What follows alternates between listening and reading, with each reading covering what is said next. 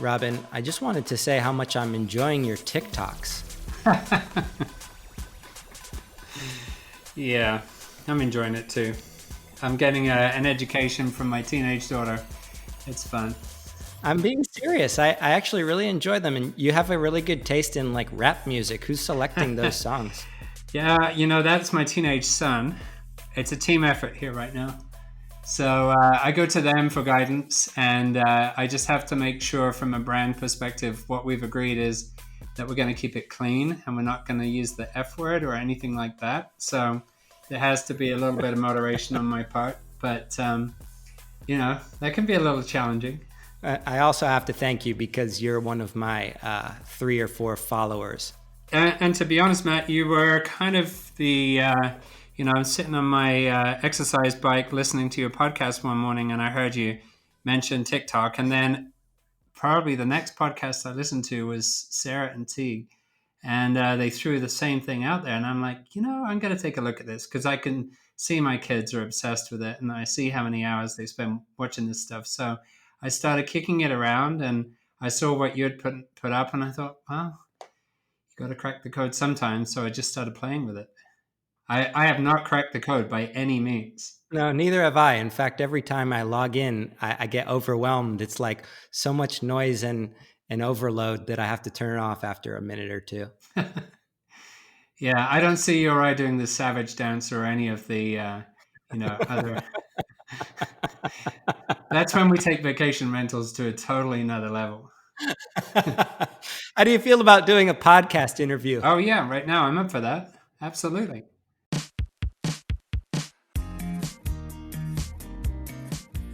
This episode's brought to you by Vintori.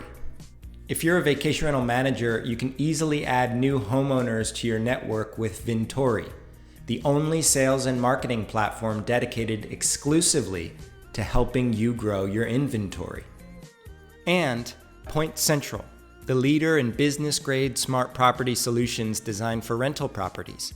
Point Central's technology helps you increase property safety, reduce operational costs, and improve guest satisfaction. Head over to pointcentral.com/VRMB to learn more. Hey, Stewie. Hey, buddy. How's it going? It's going well, although when I just said, hey, Stewie, my phone thought I said, hey, Siri, and is now transcribing everything that I'm saying, so I'm slightly distracted. How are you? I can't complain. Nice day here in the tropics. I went swimming this morning and got stung by a jellyfish. How about that? Ouch. Yeah, but it will not stop me from my excitement about today's podcast guest, Mr. Robin Craigen. Awesome guy, huh? Yeah, I love this one. Anyone that's got a background in sailing and started in hospitality by having guests in the Caribbean for years and years, it seems like a good one to me. And now he's running a really great vacation rental business in the mountains of Colorado. Yeah, he's one of the most advanced property managers that I know in, I was going to say the States, but really the world. And more than just like when people hear advanced, they think it might be huge business or they think it might be all technology. But Robin really gets the small business culture thing down as well, if not better than anybody I've come across. You agree? Absolutely. It's another example of this kind of sweet spot of 100 and something properties that we've seen. Probably the best vacation rental businesses we've studied over the years all seem to fall into this spot. It's also interesting right now, of course, because they're a high-end, high-touch business. They're all about in-person check-ins, personalization, staff being there for guests. And of course, with COVID, their bookings haven't shut down completely, but they've been forced to look for some technological solutions and be a little more hands-off. Seeing how someone with this kind of culture and this kind of high-touch business handles that sort of thing is pretty interesting. Yeah, I would agree. Although I will make an asterisk. You said the best vacation rental businesses. I've seen plenty of ones that I would categorize as the best with only one property. So it's not just about size, my friends. It is also about all the other little things that you do in between. And with that said, Stuart, your microphone sounds real crappy today. So I'm thinking we should just click play.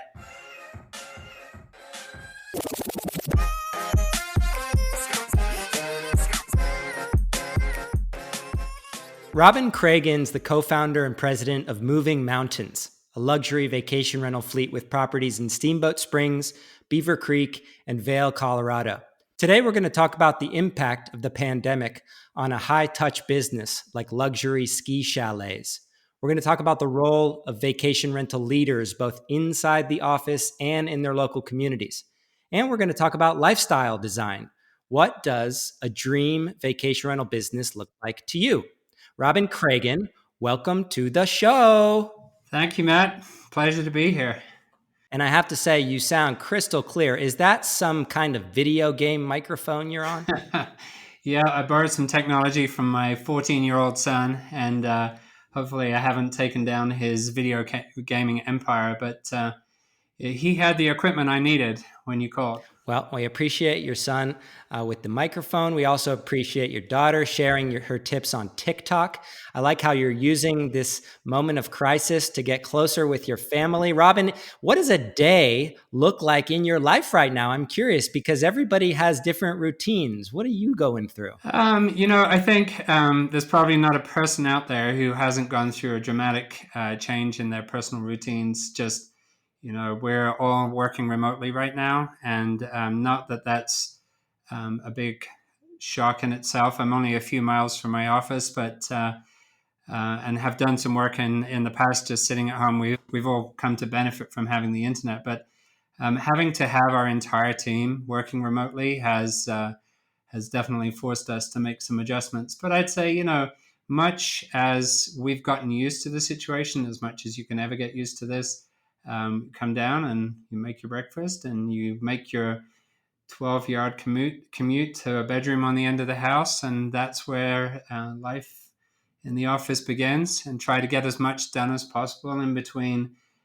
fielding questions about my daughter's impending graduation or lack of, and keeping our son focused on his homeschooling, and working with my wife, Heather, who's in another bedroom / office upstairs. And it is amazing to me how quickly the days go by every day. We seem to be flying through it, and the inbox is filling up fast, and there is stuff to do, surprisingly. I feel the exact same way about the days flying by. And it's not like, we're having so much fun that the time is flying. At least in my case, it feels like I've entered a strange vortex and the time is flying, but we have lost sort of our general guidelines. Are you still, do you still have guests in town, or are you fully vacant at the moment? If we're lucky about one thing, it's the fact that this is our downtime. So this is what we call mud season. And I have to keep telling myself that because it has been deathly quiet for the most part on the reservations front for the best part of the last 6 weeks. We are starting to see a trickle of inquiries coming back in, and we're about 3 weeks away from Colorado being able to accept visitors to come back. So for us, I don't think that we're sweating it as much as maybe some of the summer operators who would expect to be pretty busy at this time of the year. It's definitely a loss of a little bit of business because part of the success I think we've been having is extending our seasons. We've seen people stay right up to the end of ski season, and we've even had people come to escape to the mountains. There used to be a downtime, and we were starting to see that gap going down even further. So it was always a trickle. It was enough to keep our staff ticking over. But I would tell you, quite frankly, this is the time when we're supposed to be on the beach somewhere warm, and going sailing is what we had planned for this year. And that didn't happen. And here we are. So I actually, I've known you for quite some time, at least virtually. We've been internet friends. Yeah. It seems like forever. And then in person over the years. But I actually have never really had a chance to hear a little bit more about your background. And I did a little bit of Googling, and you have a yachting background. You have a ski background. Walk me through those previous pre-vacation rental years. Well, it is curious to me. I've spent so long in the travel business because I don't know that I set out to have a 30 to 40 year career. That's what it's been so far. But my connection to travel started way back when I spent a gap year between high school and university with my uncle working in the travel business in Scotland. So that was an early introduction there. After I finished my business degree in London, I decided that I wanted to get the ski business out of my system. And I was running the ski club at college, and definitely felt the allure of going to the mountains. So I did a couple of winter seasons working in the French Alps, and in between that, a summer in the Greek islands. Definitely had the travel bug, but the business side of my college years pulled me back to the compromise I came up with was I'm going to work for a travel company in London, and that will keep me connected to travel. And that's kind of my first real job that I did. And along came the Gulf War in '91. Someone marched into our office and said, well, we're looking to cut staff by about 30%. Anyone interested? And I had literally just sold a fledgling summer business to a large tour operator I was working for. And it wasn't. Wait a minute. You can't just skim over that. What was the fledgling summer business that you sold? Well, there's a lot to the story here, but I worked for a ski holiday operator, and one of the things we noticed about our business is we were 100% weighted into the winter markets. And so one of the ideas that I came up with, I think I was always an ideas person, was why don't we have a summer business? And we started up a windsurfing and activity holiday business, of which I became partners with the ski company guys. And Cool. very shortly after that, their business crumbled, and we ended up kind of looking for a home for this summer business. And I ended up selling it to a big travel company. So That had to feel good as a young like entrepreneur selling something that you package. I can't say that it was the golden handshake that maybe a tech startup might command these days, but it was definitely eye-opening in terms of small operators can create things that big travel companies would love to have in their portfolio. And that was really the first time that I realized that, and was able to transfer that business over to the wings of a much bigger company. But I would tell you that very quickly I became a bit frustrated with the big company environment and the kind of taking away of all the things that had made part of the job fun. I used to love going out to the Greek islands and sitting over a glass of ouzo, trying to work out a contract with a Greek homeowner. I can't say I've ever even been to that part of the world, but I would love to do that too.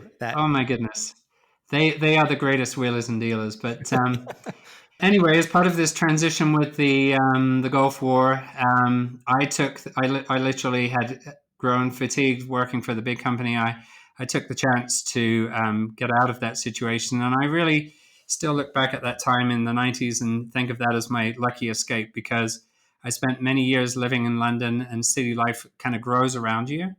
And what I realized was when I got out, then I took my leave and went to the Greek islands and decided to sit on the beach and figure out what I wanted to do next. And I'll tell you, you probably didn't find this on Google, but I made a pretty reasonable living making friendship bands sitting on the beach. No kidding. What was a band Seriously. like? You like just the kind of little bracelet that you'd make with some. Yeah, little friendship bands, and Okay. I mean, I was three a day would keep me in food and beer for the day. So How much was each band? it was enough. It was like, custom Okay. custom accessory for wearing on the beach. It was amazing how people would, oh, you're the guy that makes the friendship bands. And I think people laugh when they hear that that's how I made a living for the better part of a month. Was this the kind of bracelet band that you needed to go around and hawk, or would people find you? People would find me. I'd Oh, make them cool. to order. So custom, always custom. Very And cool. that's maybe what helped me. Probably they were about, I don't know, 5 pounds. Okay. That I'm going to was add that to your Wikipedia page. All right. So you so you're selling bracelets. You're kind of trying to figure out what you're going to do next. How does this Yep. like where does this lead us into like being the captain of a yacht? So the inspiration I got was I'm not going to go back to the city. I'm going to get on a boat. And what I would like to do, I was 27 at that time. What I want to do is I want to sail across the ocean. I had that great dream. And I got that inspiration probably from talking with a few people. And I got to do my first trip as a sailing captain, actually, helping the company that I used to work for. I was actually somewhat still close to them in the Greek islands. And one day they called me up and said, "Hey, you know how to sail, right?" And I said, "Yeah, sure, I know how to sail little boats, but I can probably help you out." And with the help of another much more experienced captain, I helped a group of us deliver 3 yachts through the Greek islands. It was the most fantastic, eye-opening dream trip, and kind of opened my eyes to I want to do more of this. And 3 months later, I was on a beautiful 65-foot yacht crossing the Atlantic on my way to the Caribbean. Wow. And you said you got inspired by other people that you were talking to. Is this the kind of thing that, because I talk to a lot of folks who are looking to get inspired, and not even necessarily in the vacation rental sector, just generally speaking. Was that the kind of thing that you were really just hanging around people who are doing something you greatly admired and you hear them talking about how they did it and then you decide you want to go and do that? I think a lot of people would say, "Well, what are you going to do next? You've done this, that, and the other," Mhm. and it got me thinking, "Yeah, what am I going to do next?" And you just you hear when you're in that kind of environment in the Greek islands, a lot of people kind of living there, the seasonal life. You run into people that have done interesting stuff, and sailing was something I had done since I was very young. And the idea of sailing and traveling, I connected to that once I had done this trip through the Greek islands. I mean, we did incredible things like going through the Corinth Canal. I mean, these are Wow. places that you until you go there, you don't even know that you can't even imagine that they would exist. And Hmm. I got very inspired by the idea of what would it be like to sail across an ocean and have that kind of adventure experience. And I realized because I'd left the city behind that I was basically free to explore that. And, I wasn't married, I didn't have a mortgage. And so having that freedom, it definitely, it felt like this is your chance. You're going to take it. So Hmm. I did spend this, I'm very thoughtful about how I want to do these things. I went back to England about a month later and said, okay, I'm not just going to hitchhike my way around. I'm going to get my captain's license and I'm going to learn how to do this so that I can actually potentially make a living out of it. And it led to a 10-year career as a professional sailor. So it started generating more income than the friendship bands? Oh yeah, oh yeah. This was definitely a game changer in that I arrived in the islands, didn't know anybody, but it's the sort of environment. Maybe it was just a sign of the times back then that you could be talking to someone in a bar and they'd say, "Oh, you have a captain's license? Sure. Well, I need help taking a boat up to the British Virgin Hmm. Islands," which is how it happened for me. Hmm. And of course, on the way up there, get to know this captain, and he's like, "Well, I know all the people in the BVI. I can introduce you to a few people." And before you know it, 2 days later, I'm hired to do my first charter. So cool. Yeah, And then you're like, what the hell am I doing? yeah, pretty much. But once you've done it once, and you bring the boat back in one piece, then amazingly they give you another charter, and it kind of goes from there. Right. So in the space of one charter, I had replenished my travel budget and started thinking, okay, this could be interesting, and it ended up being many years. It was a progression of I worked as a bareboat captain, which is probably one of the most fun, most enjoyable, easygoing jobs that I've ever done in my life, which is basically paid to go sailing. What is that? A bareboat captain is, yeah, a bareboat is where you rent a charter yacht. So you're in the British Virgin Islands, and maybe you want to have this fantastic experience of sailing with your family. And of course, I, I can't tell you how many times people jumped on the boat and said, "Hey, Captain, are you Captain Ron?" And me being British, I had no idea who even Captain Ron was back then. But soon did my research and figured out what they were looking for. It was not a lot like the Captain Ron of the movie experience, but a lot of that was about having someone come on the boat who acted at least like they knew what they were doing, so that you didn't have to stress about how do we put the sails up, where do we anchor, where's the best bar, Hmm. how do we have fun, how far is it to here. The more I did it, the more I realized that I was kind of like the clean cut version of Captain Ron. Okay. I don't even know who You Captain know that Ron is. movie? You don't No, know that movie? no. One of Kurt Russell's best movies ever. Okay. I'm sure That's all the your that's listeners your do. homework tonight. Okay. Fair enough.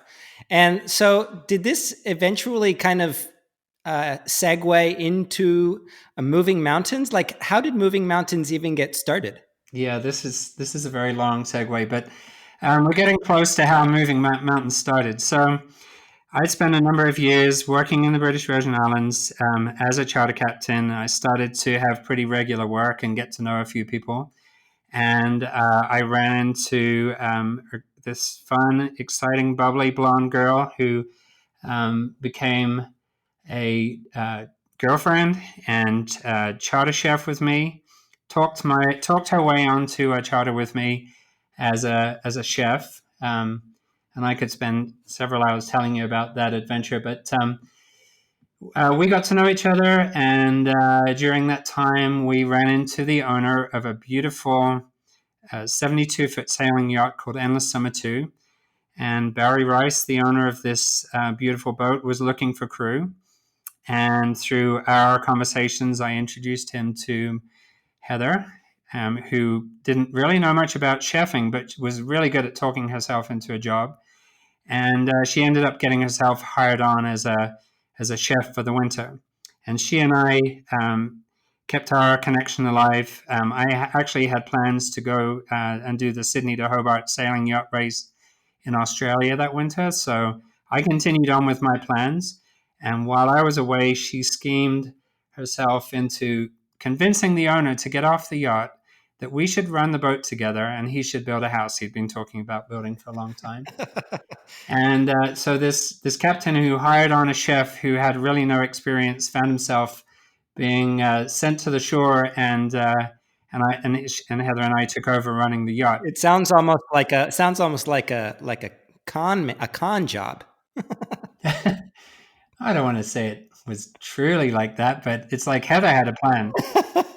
Barry really didn't know. In fact, I'm not sure that I really knew until I was being picked up at the airport from my Australia trip, and the next morning the owner is getting off the boat, and I looked at him and I said, "Barry, where are you going?" And he said, "Oh, she didn't tell you? You're running the boat now."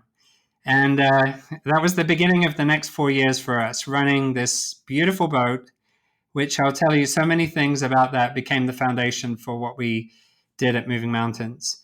Interesting. It was an all-inclusive experience with a chef and a captain and a first mate. And people came on board the boat at the beginning of the week, and they really had nothing to worry about. If they wanted to help us sail the boat, they could. And if they said, "I'm reading a book," I would always say to people, "I'm never going to ask you to put down your book so that you can help us sail the boat. We can do everything, but if you want to steer the boat, trim the sails, whatever you would like to do, you're welcome to be part of the crew as well." And we just, we really became attached to. We started hearing from guests, and this is something very Moving Mountains-y about it. Was we started hearing from people. We've had the most fantastic week. This is really one of the best vacations we've ever had in our lives, and it's like that lights a fire inside you. That's what we discovered, is that became something that we would feed off. It wasn't that, there was a tip at the end of the week. It wasn't that, you had to just complete the chore of sailing around the Virgin Islands. You really kind of lived for making it a special experience. And Heather did a lot of that through the food, that she would really tailor that to the guest. And we would tailor the itinerary so that, if they wanted to find the secret snorkeling spot, we could guide them to that place that they might not get if they did this trip with somebody else. And somehow we found the energy to do that for 4 years. We got married during that time. And of course, then Congratulations. that was exciting. And we began dreaming about the future and what was our next move.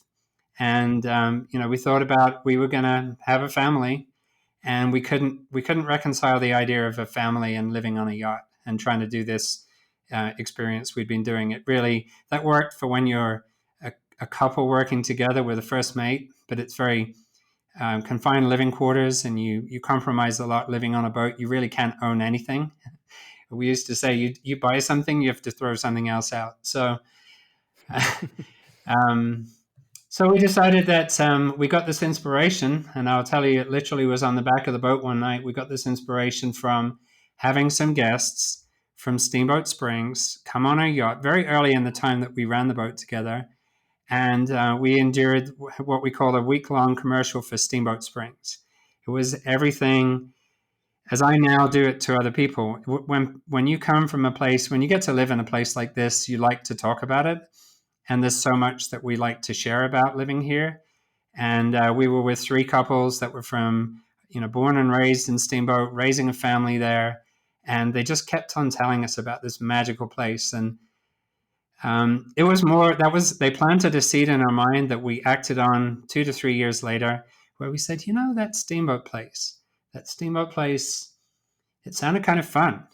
And it sounded like something that maybe could be a little bit like what we were doing on the boat, but the ski equivalent of being on a yacht for a week and having everything done for you is a ski chalet. But so how did you get to the point of actually having the physical space? What was the first home like? The first home. So it took a little bit of finagling for sure. We decided, first of all, let's just go see what this place is all about. And through Heather's mother, she connected us to a real estate agent in Steamboat. And as this idea started to germinate, I always remember that Heather used to come down the dock on a Saturday morning when we got the mail, as we came in from the latest charter once a week. She had this clutch of papers in her hand from a realtor this realtor in Steamboat Springs, who was sending us all the listings of everything that was on the market. And in our one night off of the week, we'd look over these listings and we'd scratch our heads and say, I don't know how we can afford this, but maybe we could, it started the thinking process, which culminated in us one day just saying, I don't know, we got the week off next week. Why don't we go to that Steamboat place? And we got on a plane at very short notice. And we said, well, it would be great because we know people there.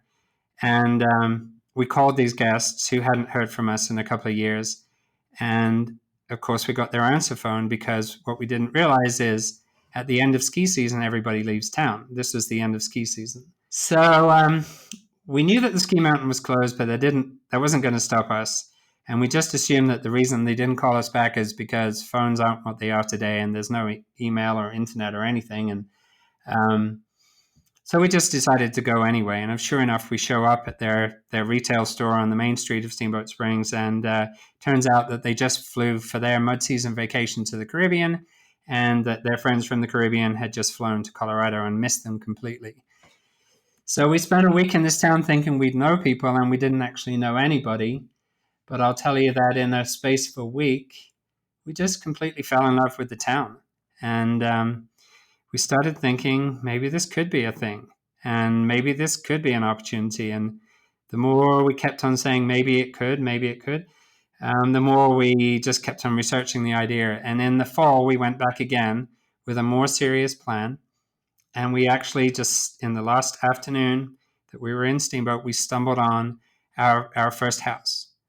And that house was a 6-bedroom home.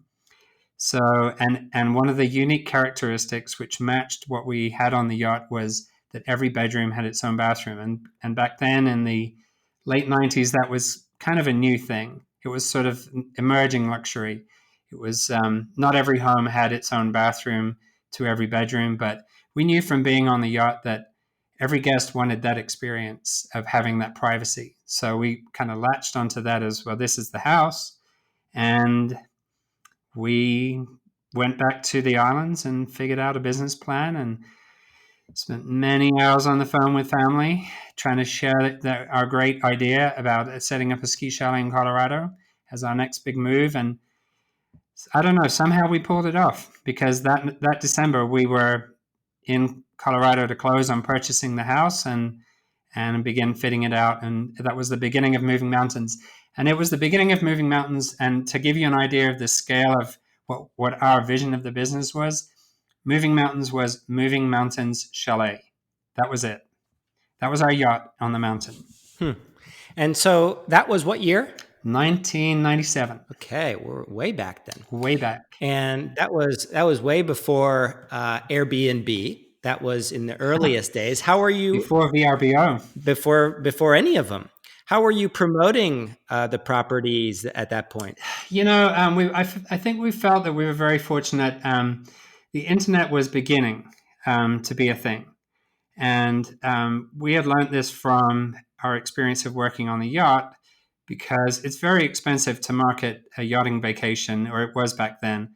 You had to have an 800 number from the US that was paid, and you paid a very expensive rate to receive calls to the islands. But that's what the owners of that boat did.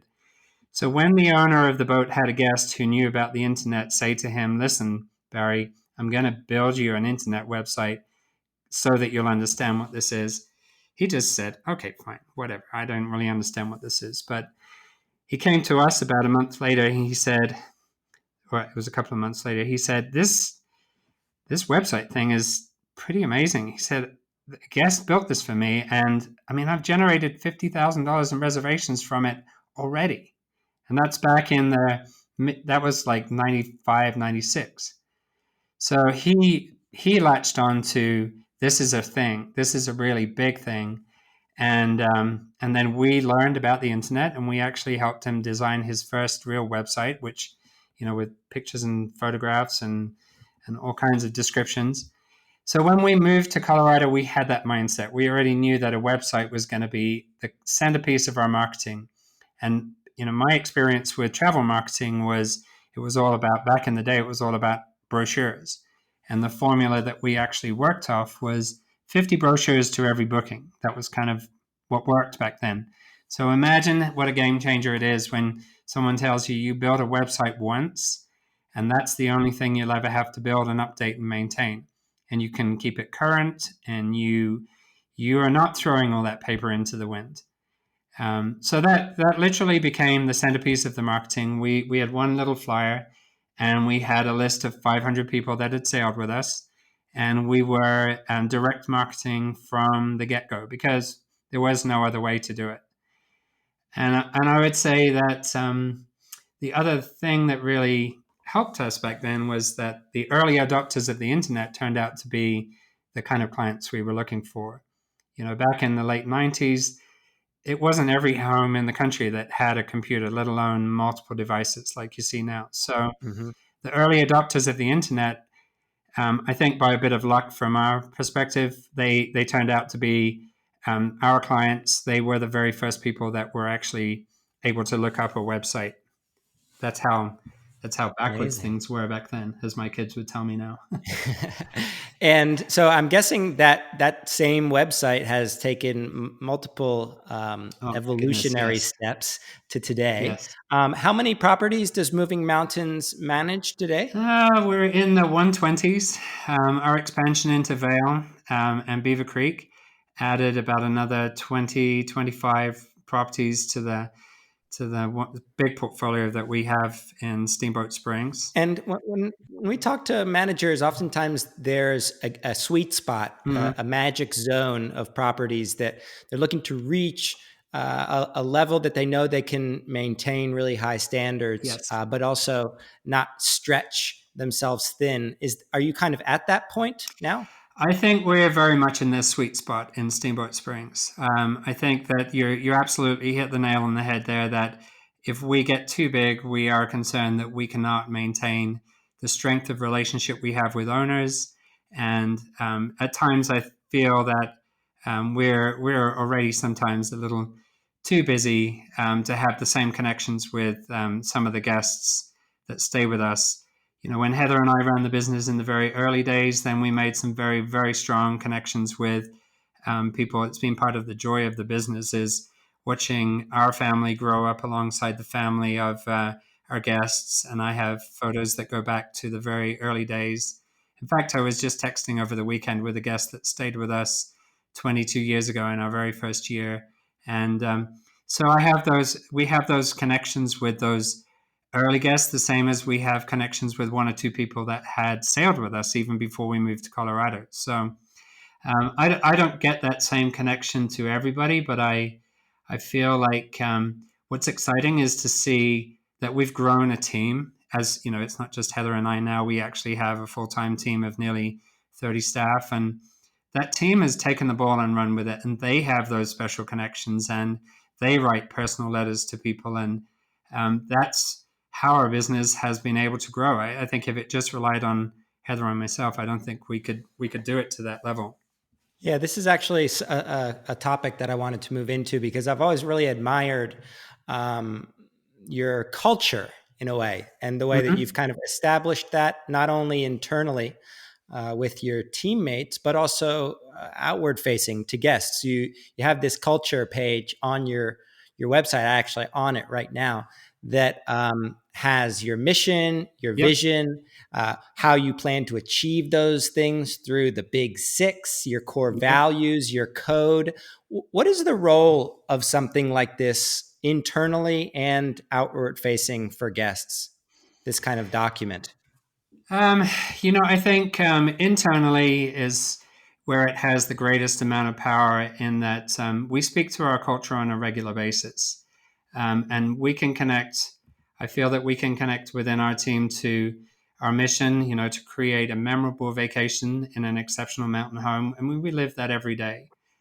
Um, and having a vision of how you'll achieve that has enabled us.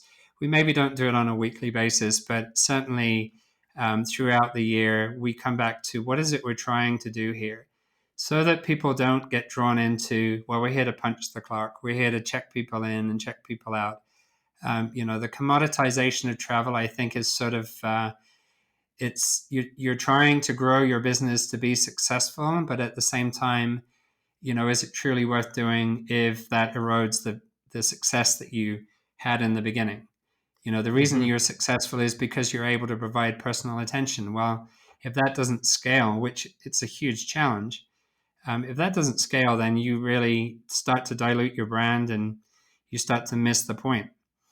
And I feel like by working with people that are excited for the same reasons as I said, when we worked on the yacht, that hearing people say that was one of the best vacations we have ever had.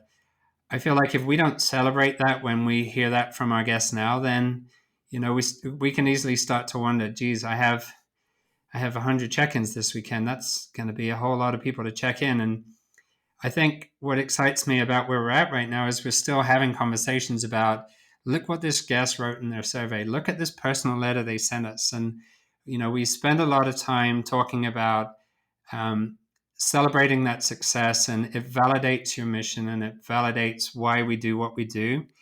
And that's so much more interesting than talking about, commissions and bonuses and things like that that Mm-hmm. sort of pay the bills. And I would also add to that, a lot of founders of vacation rental companies have this skill or vision, and that's why they started the company in the first place. Mm-hmm. But until you actually put it down on paper and Yeah, communicate it clearly, both teammates, even if they're brilliant teammates, may not fully understand what you want from them. And I think on the guest facing side, it's hard for them to really understand why you are in this. And the mere act of writing all of this down, while it sounds kind of straightforward, if you don't do it, you don't have that compass for people to calibrate to in a way. I agree 100%. I think you can't assume that people understand what's in your head about your vision. So part of the benefit of having that written down, which at the time of creating that and documenting it in that way, I don't think that we even grasped at that time how valuable that would be. But we live some of these core values, and our code are things that you can bring them up almost on a daily basis. When you say to people, I mean, we're living this today, when you say to people, listen, one of our core values is every challenge is an opportunity. So here we are, we're facing the greatest challenge probably in the history of travel, in my lifetime anyway. And can we see the opportunity in that? And that's a sort of a translation to where we are today. But I can go down to small things like the guest that was delayed in getting here and is upset when they walk in the door, and here's a challenge. Here's a guest who had this great dream about a vacation experience, and it's not going so well, and it's only the first day. And what's our getting our team to say it's not a problem. It's a opportunity. and find the opportunity, because the opportunity would be, as the way we would see it, is how can we make a difference? How can we show you that you're going to have the best vacation of your lives? And we try to incorporate that into our thinking, so that I'm not saying to people on a daily basis, hey, go do this, go do that. It becomes a little bit like another really good example of corporate culture, I think, is Neiman Marcus. It's along the lines of do the right thing. It's very simple. Didn't they just go bankrupt? But they were doing really well up until this time. They were doing really good customer service until then. Yes, that's true. But the simple words of saying do the right thing, you would think as a manager, that's like taking your hands off the wheel when you're driving down a hill at 80 miles an hour and saying, well, I hope this is, let's just do the right thing. Is that going to work out? And, the right thing is that your team are going to guide your company down the path. They're going to take your mission and run with it. And I feel like what keeps me excited about our business is just the level to which they do this. They pull it off on a daily basis. Yeah, they own it. Shout out to Teresa Weedell, who is manning the live chat app on your website. Does that live chat app work? Absolutely, yeah. Another thing that we tried, and we were just amazed at. People would rather chat with us than actually pick up the phone, or they'd rather begin the conversation with a chat. And live chat, if you don't have that on your website, that'll be your pullover moment of the day. That is absolutely a winning move on our part to add that. But Teresa and Jenny on our guest services team, they are incredible, and they spend so many hours putting together the perfect vacation experience for people, and that kind of learning who they are and what these people want, and then turning that into, I can make this seamless for you. Yes, you would like to have a chef? Absolutely. Let's get a menu put together. You'd like to go dog sledding with your grandkids over the New Year holiday? We can make that happen for you. And, if they're old enough, they can drive the sled themselves. You can really kind of turn it into a exciting, adventurous experience for them. Yeah, and I think it's also useful because not everybody wants to have an email correspondence. Not everyone wants to have a telephone call. Not everyone wants text messages. There are some people that are on your website considering a stay, and they want to know if that you can drive their grandchildren with dogs through the mountains or whatever. Yeah.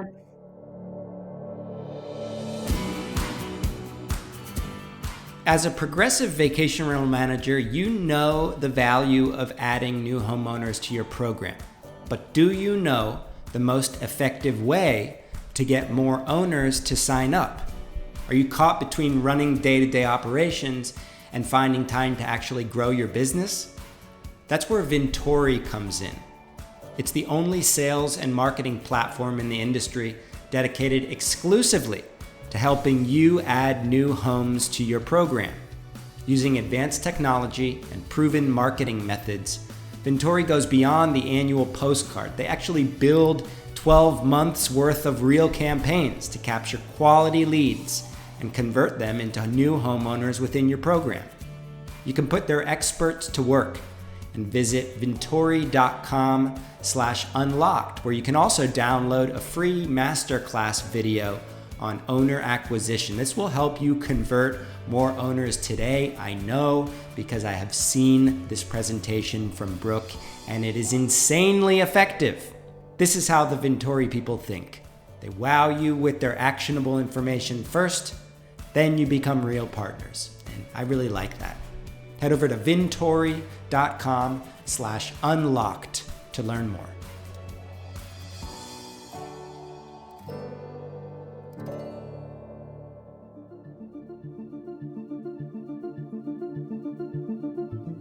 This episode's also brought to you by Point Central, the leader in business-grade smart property solutions for vacation rental properties.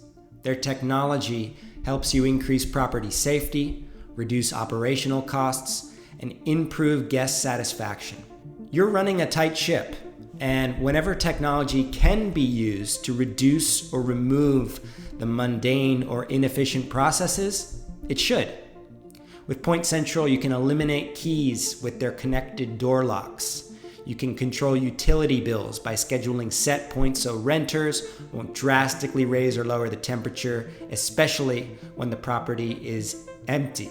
You can also prevent costly maintenance projects through real-time alerts, such as water leak detectors, humidity limits, things like HVAC analytics, which tell you when your HVAC unit is on the fritz before it dies. Give your owners an extra peace of mind with monitored life safety services such as smoke, carbon monoxide, and intrusion monitoring. You can head over to pointcentral.com/VRMB to learn more. Let's talk about the pandemic. Because you were a standout Inner Circle member when this pandemic began to hit. You jumped into the community and you shared your steps that you were taking both in the office, protocol, things like taking temperature of teammates on a regular basis, but also your adjustments to your processes. Walk me through some of the next big steps that you've made since then, and I'm guessing they can't have been easy ones. I feel very fortunate that this was something, the penny dropped for me early on. So while I think even now people are having trouble getting their head around why you need to temperature check your employees, this was a conversation that I began in our office in February because it really connected for me that this was going to be a big deal. And I was really concerned about the fact that it seemed quite likely that there were people traveling in and out of Colorado already who could have this virus. I endured a little bit of being Chicken Little at home. My kids would say, "Hey, Chicken Little, what's the latest?" Because I really was saying, "Hey, I think the sky could be falling here," and nobody really understood that. But what's been easier about having that conversation early is that people have gotten used to it, and it's not such a big adjustment. Mm-hmm. We're now living in a community where to keep each other safe, where everyone is wearing a face mask to go into any kind of business. And everybody is trying to show everyone around them that we're being considerate and careful. So those are big adjustments. It's a big cultural shift to have to make such changes in the way that we just live our basic lives.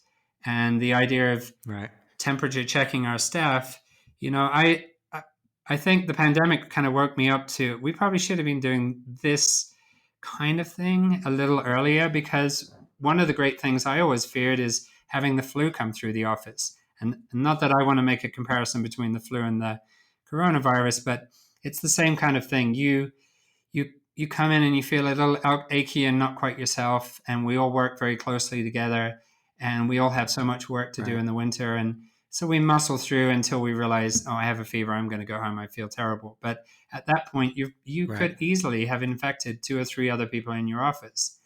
And we have had incidents in the past where we've had the flu and felt like, it really handicapped us, especially when we were smaller.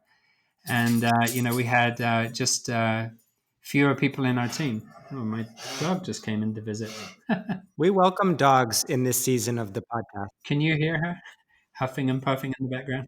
Yeah, it sounds like a little monster. What kind of dog is that? She's my chocolate lab, Skating, and likes to just hang out and listen to what's going on. I think she's really missing the office life. Sounds like she's got a hairball or something. She's 15. Have you been dealing with cancellations yet? Yes, a number of cancellations that were forced upon us just from the closure of the ski area.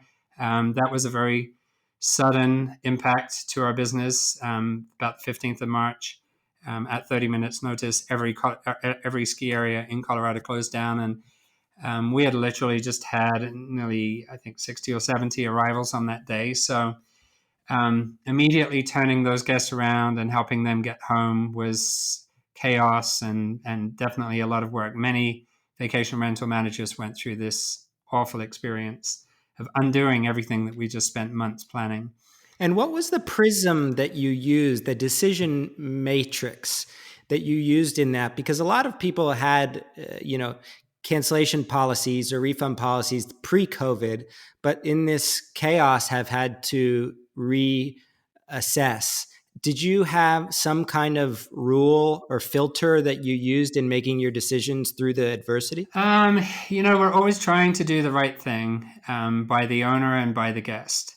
And I think that has been maybe one of the great challenges is helping guests understand that there's three people in the conversation, and how do we navigate a solution. Guests know that they're contractually bound to the lodging, but you're realizing what a disruption this is to the vacation that they were hoping for. And so it has definitely not been easy, but we're navigating it based on trying to do the right thing for everybody and to be willing to listen. And if we needed to make exceptions, we try to do that. But that requires maybe conversations with owners and getting everybody to agree on this is the best way forwards. I think we were very, very fortunate in that many of our guests were more than happy to commit to returning. If they lost their stay because of the closure of the ski area, they were happy to commit to returning again next winter. So we have an incredible second half of March already on the books. But, I would never say that I would celebrate that if I had the option to go back to where we were before the mountain closed and just continue that season. And this dual stakeholder thing is notoriously challenging about our industry. As a manager, you have both a guest and an owner that you're trying to keep happy. When it really boils down to it, who do you choose over the other? Ooh. Yeah, I don't really like being put in the position of saying I have to choose one over the other. I mean, for the long haul, our relationship with our owners, if we didn't have that, then we don't have a business. And I wouldn't want a guest to feel like, that's a disposable relationship either. I think it's oftentimes it's a question of navigating it through outreach, and that has meant spending a lot of time on the phone. It has been painful. We have upset owners through some of our decisions. We've lost owners through some of those decisions.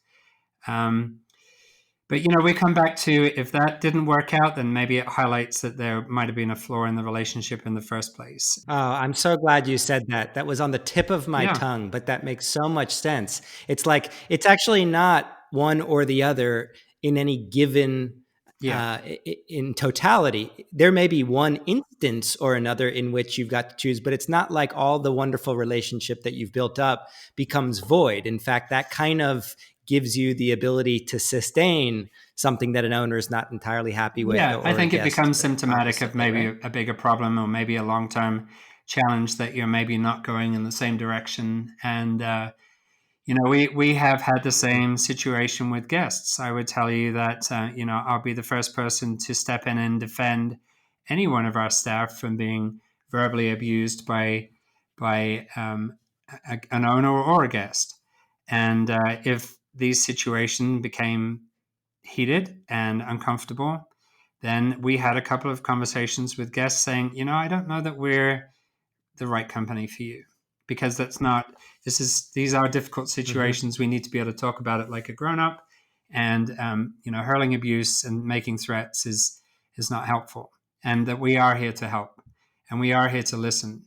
And even if we can't give you the exact answer you're looking for, it doesn't mean that that's not difficult for us, and that we're not going to try and find the best solution for you. So you just kind of come back to this has been definitely an episode that has shown us who we want to work with and who we perhaps don't want to work with. And it's really hard to say that, because if you choose not to work with somebody, you definitely, that doesn't help your bottom line. Right. Yeah, I think that's such a nice way of putting it. In a lot of ways, the crisis has sort of compelled people. It brings out the best and the worst in people, unfortunately. I mean, yes, and it clarifies priorities in a way. If you may all of a sudden realize that there was a part of your business that you didn't enjoy or that wasn't making you money. There may be a property owner who was driving you nuts. There may be all these things, and it really just it underlines all of that and makes decisions, I think, a little bit easier. And at the very least, you have an excuse to lean back on. Yep. It's the crisis. I'm sorry, we've got to part ways. Yep. Yeah, that's a hard reality, but that's sometimes what you have to process and think through. And at the end of the day, you got to know why you made that decision. And I feel like in most cases, we're pretty comfortable with difficult choices. They come down to having to make a decision and move on. And that's, we try to keep our head held high and say, we're living our code, we're acting with integrity, we're going to do whatever we can, whenever we can, to do the right thing. And that's, again, just a perfect proof of the use of having a document like your code and your mission that you are sharing with everybody. You can go back to it and say, look, I'm sorry, this is what we must adhere to, and this is why we're making that decision. I want to talk a little bit about the future. You've now had this whole pre-vacation rental hospitality life. Yep. Vacation rentals have been your life now for several decades.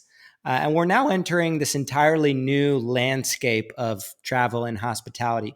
Where do you think you're positioned moving forward from a traveler perspective? Are your properties now in a new light? Yes, I would say, again, this is where I would say the opportunity and the current challenge is, that we're realizing there are places that we could be better.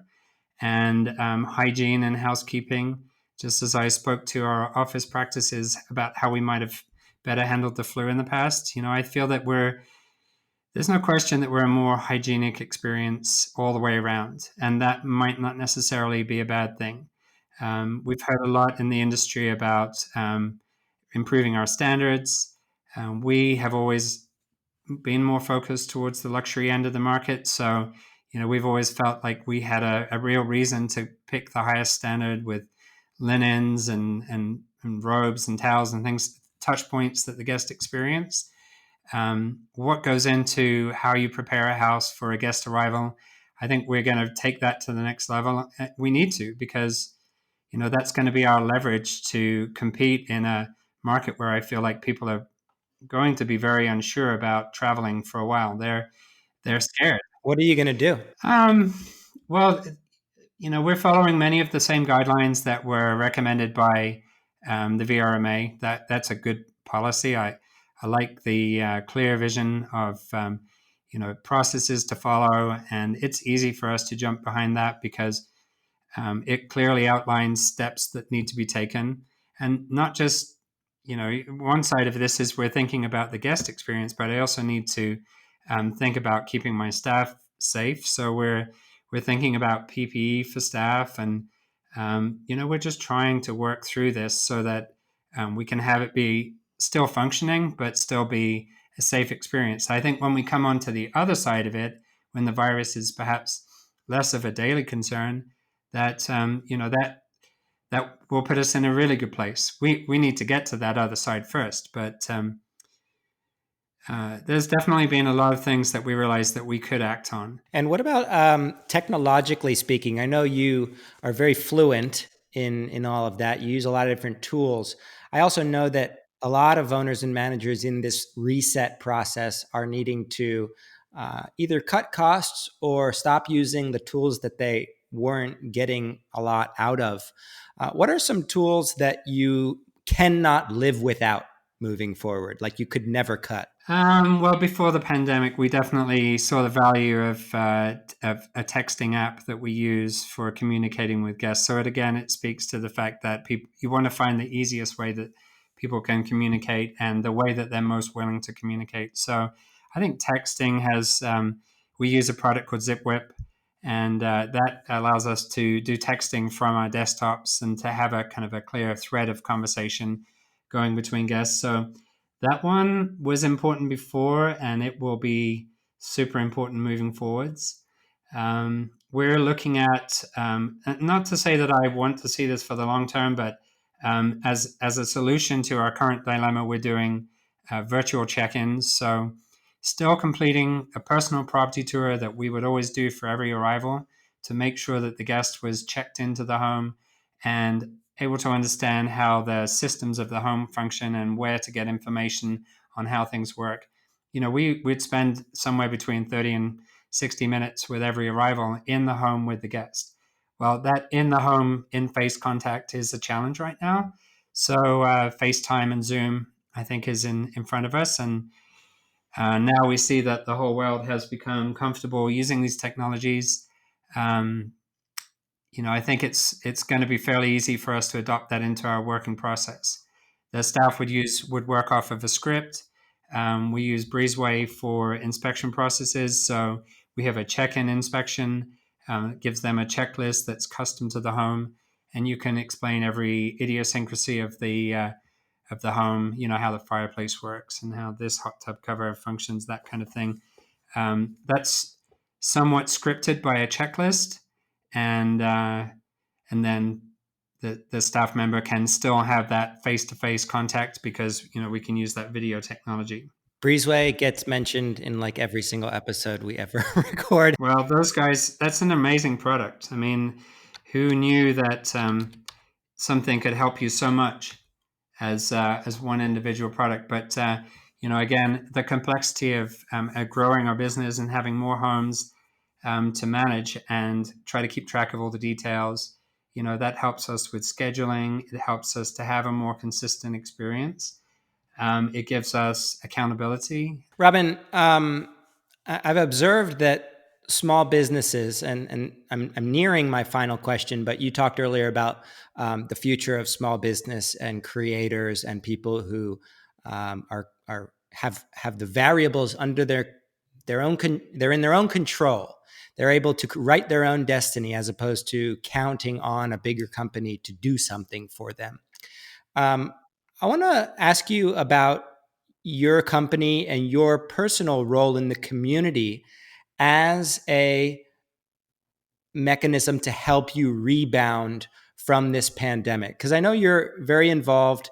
I know you got your biking thing. Are you still doing the bike club that you told me about? I'm much more of a recreational cyclist these days, but I'm still very connected to the biking community. I mean, it's one of the great things I look forward to every summer here. But something you realize when you get to live in a small mountain community like we do is you can make a real difference within your community, and your community can pay that back to you. Those dividends come back to you in multiples. Just helping people, supporting local causes, being generous where you can, and that might be anything from supporting fundraisers with a catered dinner, or we loan out our shuttles to a nonprofit here in the summertime when we're not using them. All those things, it's part of what gets you through. And I feel like this might be that time when you realize that others in the community are rooting for you. And we're in a timeline right now where there isn't one bit of help that's not going to make a difference.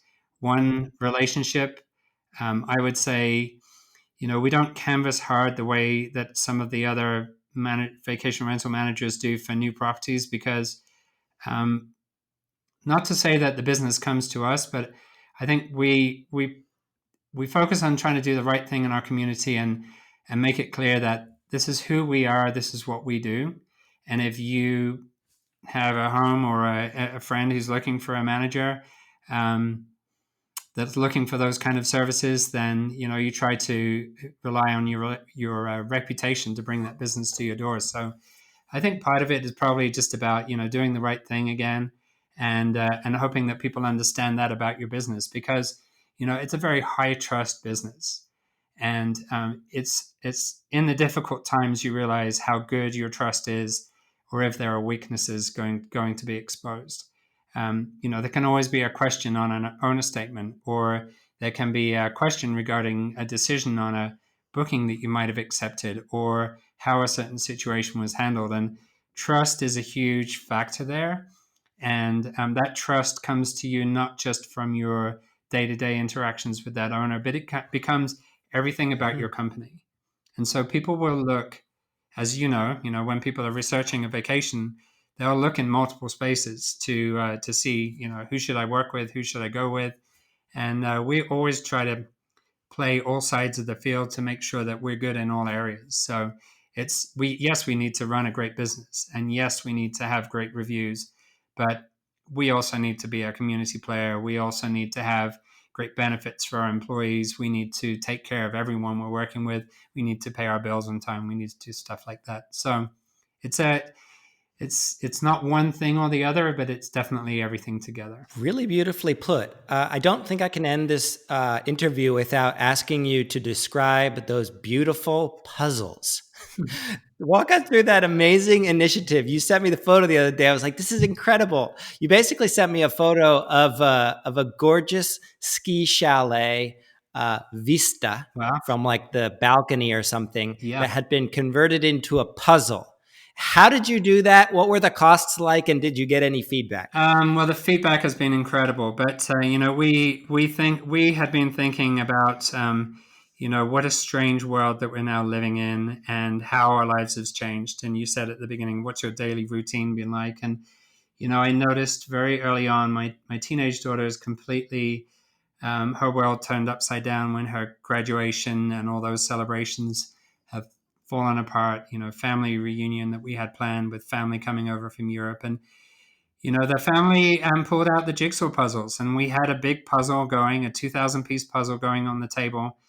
And it was a way for us to connect and spend some time together. And you're doing something together. And I really became connected to the conversations we were having. And the penny dropped.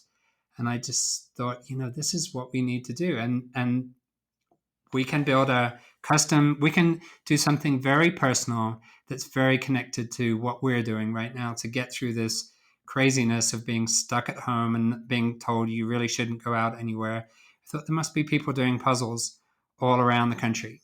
So we did an individual custom jigsaw puzzle using the high resolution photography that we have on our website.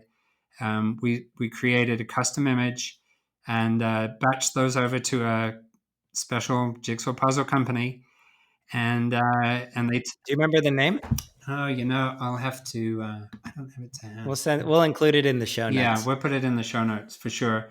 But it was incredible. I mean, through Dropbox, they turned them around and shipped them out within a week, and the response has been really overwhelming. Personal letters from nearly every owner, sending us pictures of puzzles in construction, puzzles completed, and really saying how much they just appreciated the connection.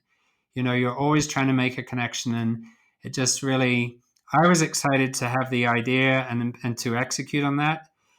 We also created a puzzle for our top 140 guests. So maybe there's someone out there that has one of those puzzles. They'll know that they're on our top. Very limited edition. Very limited edition. But we have many people that, have been many times with us, and the $30 or $40 that we spent on each of them, to me, that seemed like that was a pretty easy gesture.